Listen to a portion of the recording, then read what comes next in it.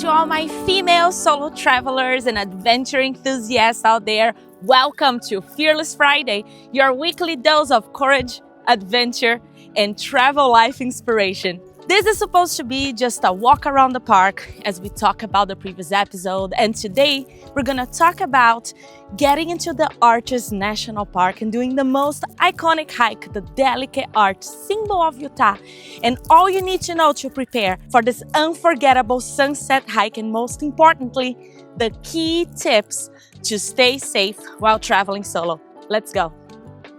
So last week, we finally made it to Arches National Park, and I cannot even explain the energy of this place. All those natural rock formations feel absolutely ancient, like nature's cathedral for you to walk in. It was overwhelming in the best way.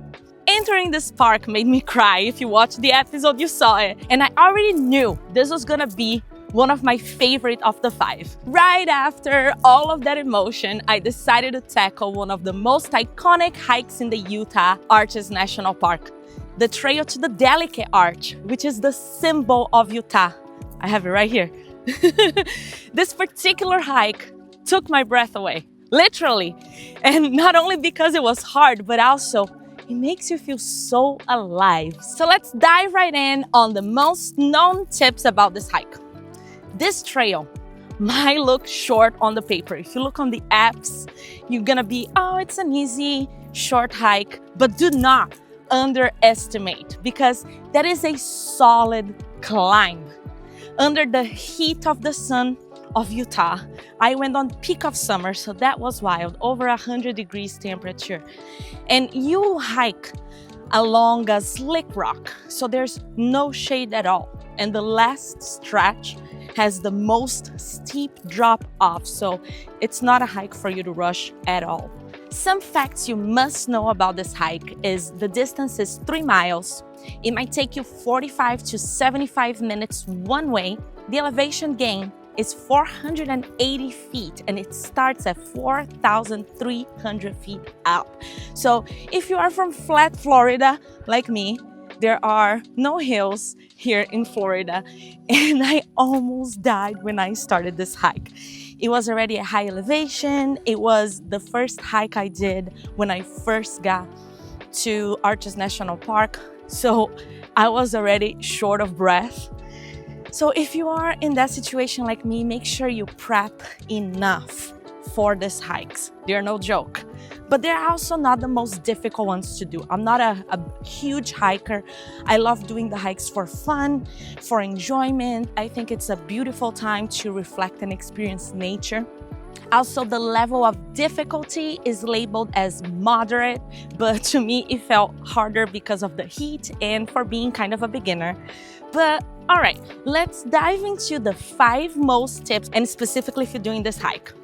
So number 1, for the sunset hike, you need to start this about 2 hours before the sunset. So it gives you time to get there and sit down, enjoy your moment, not rush it through, and be able to watch all those golden hours just painting the sky. Must tip number 2 is bring a headlamp flashlight.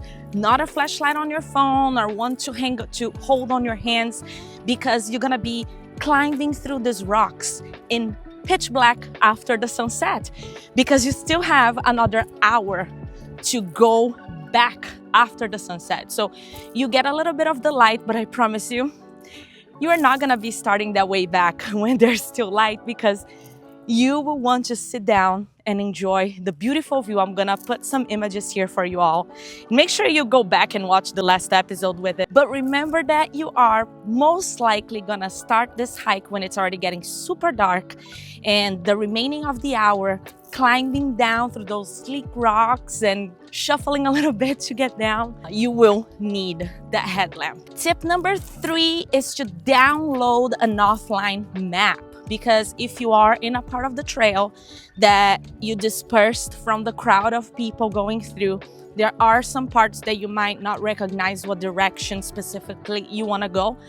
I will tell you, this trail was a pretty clear, defined trail, but some parts It's always safety and for your own peace of mind that you know where to go, and you will not be able to get a cell phone signal. So if you have one of those satellites, or download the offline map, it's gonna make your life a lot easier on that way back. Main tip number 4 is pack your confidence, your essentials, water, snacks, and layers, because on the way down, it is gonna get cold and you're gonna regret not having a layer with you.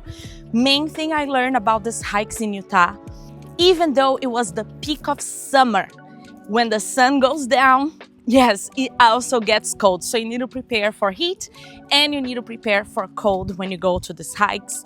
Always plenty of water. Besides my camel backpack with 2 liters of water, I would also put some other water bottles in there, some high protein snacks. Learn that the hiking stores have one of the best snacks for you to get for these hikes. Specifically, communicate with someone where you're going.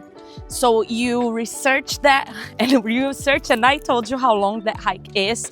So make sure you have someone that knows a location, have a pin of that location where you started that trail, know what time you started, and know what time you're expecting to end. So give it or take an hour, after you should be touching base with that person that you made it safe. So someone is watching for you and they know exactly where you are. So if they don't hear from you, yeah, people know where to start looking for you. If you think these 5 tips about the Utah hike at Delicate Arch was helpful for you, especially as a solo female traveler, make sure to subscribe, follow, and join our community, because we have lots of conversations about solo female traveling safety, travel inspiration, all of that you find here in the channel. Every Sunday, we have an episode to inspire you. And every Fearless Friday, we come here and have these conversations. But I also need to tell you the musts about this hike. When you reach the arch, just take a moment to just breathe in. It's not just a rock, it's the symbol of Utah. Even on the license plate, that's what represents the state of Utah. The arch is 52 feet tall and it has been standing for thousands of years, shaped by wind, water, time, and it's like nature's reminder that strength is built slowly, one storm at a time. So most importantly, plan to stay a few minutes or even an hour to see that glow going down behind the rocks. Bring a small blanket or put your jacket down to sit down. Capture a time lapse. Just live and save the moment for yourself so you can savor it later. That's what I love doing with these videos and why I love sharing this YouTube channel with you all. Now time to answer some questions. So number 1, would you dare to hike back the same hike in the dark? Yes, I would, because I want to go back and do a sunrise hike for this arch.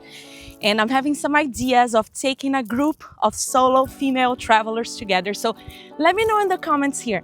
Are you interested in joining us for an exclusive trip through national parks and hikes and just embrace this freedom, this courage, and take that leap together? Let me know in the comments below. Question number 2, what's one hike that made you emotional? Man, in this trip, several. There's one coming up later on the season in Bryce Canyon. And that was just such an inspirational hike. And you all see in the middle of this hike, I met this woman that shared her very inspirational story with me and we connected. So stay tuned, because the next episode is all about amazing travel inspiration and life encouragement for you too. Question number 3 is, have you ever done a sunset hike solo before?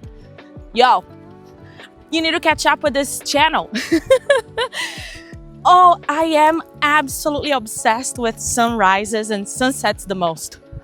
And if you go back and watch, dear to my heart, first season, Hawaii has some of the most amazing hikes I experienced. I guess especially because in those hikes, I didn't have the nervousness about animal encounters, especially like I did in Utah and Texas. Because in Hawaii, there's no like the wildest animal you're gonna encounter is a boar. And it's pretty labeled where there are possibilities of encounter them and you can avoid the hike or not. But there's no snakes, there are no bears, there's no mountain lions, there's no scorpions, there's no tarantulas. There is none of these animals you can encounter in these other parks that make me super nervous, especially bear and mountain lions. So Hawaii was just that incredible, pure feeling of being able to enjoy without worrying. And if you want to go back and watch that season, it's absolutely inspirational. All right, let me see what's question number 4. Question number 4 is, what do I use to stay safe on these hikes? So there's a Garmin Mini 2. It is a satellite equipment. And what I love about that is, number 1, you can see it kind of leaves they call it the breadcrumbs function. Because let's say all this path that I've been walking, if I was wearing the satellite Garmin, it was gonna leave little marks throughout this entire trail. So if I got lost, I can go back on that feature and walk back the exact same path I came from. And I'll tell you, if you watch the Hawaii episodes, as I tell you, it's so special. That season's so special because it was the first time I started doing all of this with the camper van and traveling solo and hiking solo. And that was the season I learned because I did everything wrong. No one knew where I was. I got very, very lost in one of the hikes and I was super concerned I was not gonna find my way back. I had to climb 3 mountains until I hit the right one to go back.